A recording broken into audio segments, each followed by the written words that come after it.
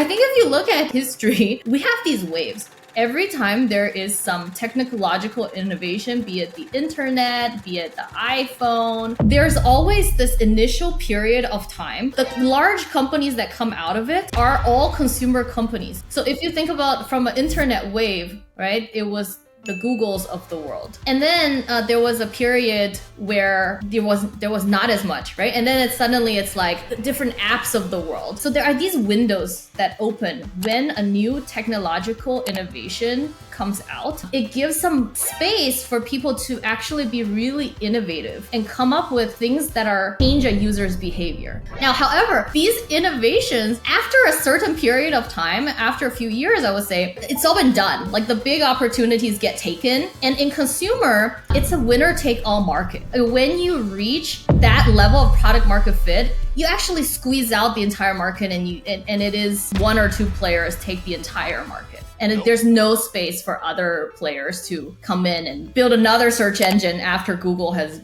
gone so viral. And quite honestly, when I first left Stripe, my previous job, I also thought I need to go B2B and I needed to do fintech with AI. But what I realized is something like a fintech, or especially any of these older industries, they are the last adopters of AI. If you think about it, who's gonna adopt AI faster? Gen Z or banks? Probably Gen Z. Like the larger the enterprise, the longer it will take for them to figure out all of the compliance, all of the risks involved, for them to really apply it at scale, versus the first adopters will always be consumers. As anybody knows, consumer is really hard.